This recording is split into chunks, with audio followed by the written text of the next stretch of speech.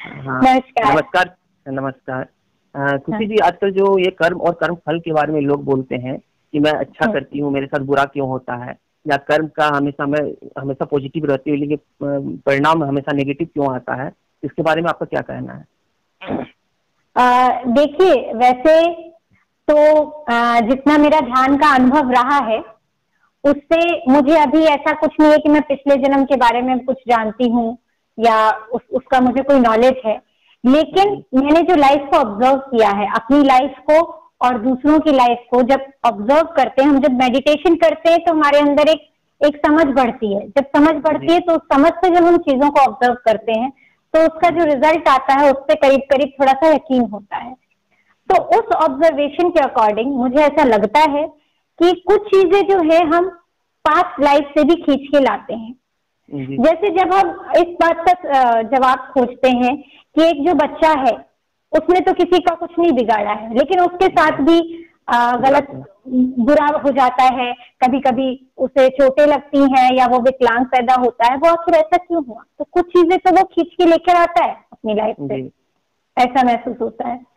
तो मैंने ये जो ऑब्जर्व करना शुरू किया तो मुझे ये समझ में आ रहा है अपनी लाइफ को देखते हुए कि कर्म फल का 5 साल का स्पैन होता है, 5 से 10 साल का। जैसे और इसको मैं इस तरह से समझ सकती हूँ कि जैसे हम किसी गेंद को, रबड़ की गेंद को जब हम दीवार पे जितनी इंटेंसिटी से मारते हैं उतनी इंटेंसिटी से वो वापस आता है। अगर हम धीरे से मारेंगे, हाँ, बैक होता है। अगर हम धीरे से मारेंगे तो वो वहीं गिर जाएगा, ज्यादा दूर नहीं आएगा। मतलब जितनी तेज मारेंगे उतनी तेज वापस आएगा। उसी तरह से हमारी कर्मों की इंटेंसिटी होती है कुछ। जैसे हम जो भी कर्म करते हैं वो कितनी इंटेंसिटी से किया, या हमारे भाव हुए, किसी की तरफ क्रोध के भाव हुए या हमने किसी पर क्रोध किया, तो वो उसकी इंटेंसिटी कितनी थी, उस इंटेंसिटी के हिसाब से वो चीजें वापस आती हैं। लेकिन वो तुरंत नई चीजें होती हैं। किसी भी चीज को होते होते समय लगता है और वो स्पैन मैंने देखा है 5 से 10 साल तक का भी होता है। इसी गैप के कारण हमें ये समझ नहीं आता कि हमारे साथ जो ये हो रहा है, अभी तो हमने ऐसा कुछ भी गलत नहीं किया तो हमारे साथ ऐसा क्यों हुआ है। लेकिन मैंने जो ऑब्जर्व किया, प्रकृति बहुत नियम से चलती है, यहाँ पे एक फूंसी भी बिना कारण नहीं होती है, नहीं होती। तो क्योंकि हमारा इतना गैप हो गया, आज जो हमने किया अगर उसका फल हमको 10 साल बाद मिल रहा है, 5 साल बाद मिल रहा है, तो हमको याद नहीं रहता। और अगर यही चीज भोगे बिना हम मर गए, मान लीजिए कि आज जो हमने किया वो 5 साल होते होते समय पहले हम मर गए, तो अब ये चीजें तो हमारे पास जमा है, इसको तो हम लेकर जाएंगे नेक्स्ट लाइफ में अपने, और उसको हम भोगेंगे। लेकिन जितनी हम लाइफ जीते हैं हमको ये याद रखना चाहिए कि जो हम कर रहे हैं उसको हमको भोगना भी पड़ेगा, इसी लाइफ में भोगना पड़ेगा जहां तक हो सके। तो इसीलिए हमको अपने कर्म अपने अच्छे रखने चाहिए। हमारी वाइब्रेशंस का असर होता है, इस बात को तो साइंस भी जानती है कि हम हमारे केवल कर्म का नहीं, हमारी वाइब्रेशंस का भी असर होता है। जो हम सोचते हैं, अगर हम भाव भी खराब रखते हैं तो उसका भी असर हमारी लाइफ पे होता है, वो भी चीजें वापस आती है हमारे। हम अगर किसी की तरफ गलत भावना रख रहे हैं तो उसके पास गलत वाइब्रेशंस पहुंचती हैं और वो वाइब्रेशन टर्न बैक होकर हमारे पास आती है। तो कर्म फल का असर होता है और बैक लाइफ से भी हम चीजें कैरी करते हैं, लेकिन बैक लाइफ के का हम कुछ कर नहीं सकते, हम उसको नहीं सुधार सकते। हम अपना प्रेजेंट सुधार सकते हैं जिससे हमारा फ्यूचर भी अच्छा हो। हमारा ऐसा क्यों कहा जाता है कि समाज के कर्मों का भी परिणाम मनुष्य पर पड़ता है? हाँ, क्योंकि कलेक्टिव कॉन्शियसनेस की बात होती है। एक जो एक हमारी कॉन्शियसनेस है, हम जो है एक दूसरे, जब हम लोग डीप मेडिटेशन में जाते हैं ना तो थोड़ा सा ये समझ में आता है कि हम लोग अलग नहीं हैं, हम लोग सब कनेक्टेड हैं, एक ही यूनिवर्स के पार्टिकल्स हैं। किसी न किसी तल पर हम लोग एक हैं, किसी न किसी तल पे एक है। जैसे कहते हैं कि पानी में अगर बुलबुले निकलने लगते हैं तो वो अलग दिखाई देते हैं, हर एक बुलबुला अलग, लेकिन वो होता एक ही है, एक ही पानी का अंश है। वो जो निकले अलग अलग बुलबुले बन गए वो अलग अलग दिखाई देते हैं। उसी तरह से हम अलग अलग दिखाई दे रहे हैं लेकिन हम किसी एक तल पे एक है। तो अगर हम कलेक्टिवली कोई कर्म करते हैं तो उसके कलेक्टिव कॉन्शियसनेस का असर सब पे पड़ता है। इसीलिए जब बात होती है तो पूरे समाज की को सुधारने की बात होती है। अगर पूरा समाज सुधरता है तो भी चीजें, और हम अगर इंडिविजुअली बहुत इम्प्रूवमेंट भी अपने कर ले, लेकिन समाज का कॉन्शियसनेस जो है, कलेक्टिव कॉन्शियसनेस में जो पाप जमा हो जाते हैं उसको भी हम लोगों को सबको भोगना पड़ता है। उसी के कारण ये जो आपदाएं आती हैं, आपदाएं वगैरह, हम इस चीज से हम इसको दैवीय आपदा, बाढ़, ये हाँ, जिनको हम दैवीय आपदा का नाम दे देते हैं। कुछ भी कोई और नहीं कर रहा है, कोई देवता हम पर गुस्सा नहीं कर रहे हैं, हमारे खुद के कर्म है जो हमारे पास वापस आते हैं जी। कहीं कोई कुछ, हम बहुत आसानी से कुछ भी होता है तो हम कहते हैं भगवान मैं इतना अच्छा हूँ, मेरे साथ इतना बुरा क्यों होता है, तो हमेशा मेरे साथ ही बुरा करता है। भगवान क्यों करने लगा किसी के साथ बुरा? भगवान का किसी से कोई दुश्मनी नहीं है, तो हम खुद करते हैं। ओशो इस बात पे बोलते हैं कि जैसे ये पास्ट लाइफ के बारे में, तो ओशो कहना है कि कर्म अभी करोगे तो फल अभी होगा, आग में हाथ डालोगे तो अभी फल मिलेगा।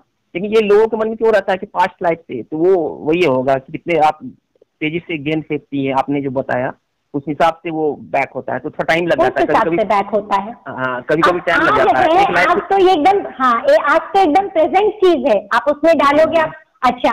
उसी तरह से कुछ चीजें तुरंत फल मिलती है, आप किसी के लिए अच्छा करते हैं उसी टाइम उसको अच्छा लगता है, आप किसी को प्रेम देते हैं उसी टाइम आपको प्रेम मिलता है। लोग उन भावनाओं की इंटेंसिटी इतनी हाई होती है कि वो तुरंत वापस मिल जाती है।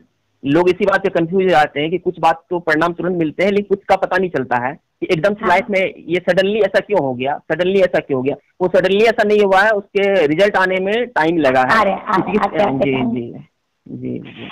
हम लॉ ऑफ अट्रैक्शन भी के बारे में भी जब सुनते हैं, जानते हैं, तो हमको वहां पर वो भी बोलते हैं कि तुरंत चीजें नहीं घटती हैं। अगर हम कुछ चाहते हैं, कुछ इच्छाएं करते हैं तो वो भी पूरी होती है, लेकिन तुरंत नहीं होती है। और अगर आप सोचो कि तुरंत होने लगे तो लाइफ कितनी मुश्किल हो जाए। आपकी इमेजिनेशन कितनी तेज चलती हैं।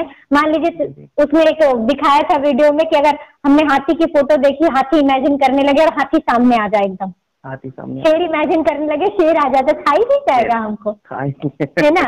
हम अगर कल्प वृक्ष बन जाए, कहते हैं कि हम लोग सब कल्प वृक्ष बनना चाहते हैं कि हम जो सोचे सब हो जाए।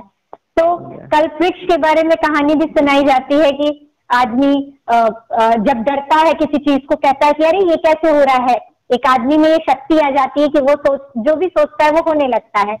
तो वो खाने को इमेजिन करता है तो खाना आ जाता है, फिर शराब को इमेजिन करता है तो उसको शराब मिल जाती है, फिर वो सोचता है ये सब ऐसे कैसे हो रहा है, कहीं यहाँ भूत तो नहीं है, तो भूत से पकड़ जाते हैं। फिर सोचते हैं अरे ये भूत कहीं मेरे को मार न डाले, तो अब भूत मार डालते हैं। हाँ, तो कल्प वृक्ष बनना भी बहुत अच्छी बात है, नहीं अच्छी बात है अगर तुरंत चीजें होने लगे। तो प्रकृति ने इसकी व्यवस्था कर रखी है, प्रकृति आपको सुधरने का भी टाइम देती है। अगर आपने कुछ अपने जीवन में गलत कर लिया है और आपको ये महसूस हो गया, आप होश में हो, ओशो बार बार होश की बातें इसलिए करते हैं कि हम होश में गलत नहीं कर पाते हैं। जी। अगर हम होश में रहे तो गलत नहीं करते। हाँ, महावीर ने इसी बात पे कहा है ना कि इच्छा भी करना तो सोच समझ के करना, क्यों नहीं, प्रकृति आज नहीं तो कल पूरा करेगी, परिणाम। हाँ, आज नहीं तो अगले जन्म में या किसी जन्म में पूरा करेगी और फिर तुम पछताओगे वो इच्छा पूरी होने के बाद। इसलिए सोच समझ के। एग्जैक्टली, आपने सही कहा। तो इसीलिए हमको सोच समझ के ही कुछ इच्छा करनी चाहिए। और जो कर्म हम कर चुके हैं उसको, ये जो गैप होता है कर्म होने में और फल आने में, उसमें हम अपने आप को सुधार भी सकते हैं। अगर हमको बीच में होश आ जाए तो हम अपने कुछ अच्छी चीजें, अच्छी वाइब्रेशंस, मेडिटेशंस वगैरह करके, जो कर्म हुआ है उसका फल तो आएगा ही, जो आपने सीखा है वो वापस आएगा, इसको आप नहीं रोक सकते। लेकिन क्या चीज हो सकते हो, अपने आप को स्ट्रांग कर सकते हो। स्ट्रांग करने का मतलब, अगर जब हम खुद को चेंज कर सकते हैं, अगर हम मेडिटेशन करते हैं तो हम इतने स्ट्रांग हो जाते हैं कि हमारे पास दुख आता है तो वो भी ऐसे आया गया हो जाता है, हम लोग उसकी वैल्यू नहीं देते हम लोग। अंदर से स्ट्रांग है तो दुख भी आए तो चलो ये तो छोटी छोटी चीजें हैं, कोई फर्क नहीं पड़ता हमारा। बिल्कुल। इसलिए मेडिटेशन सब चीज का इलाज है। अगर हम कुछ बुरा कर चुके हैं, बुरा पास्ट है, मेडिटेशन सबका इलाज है।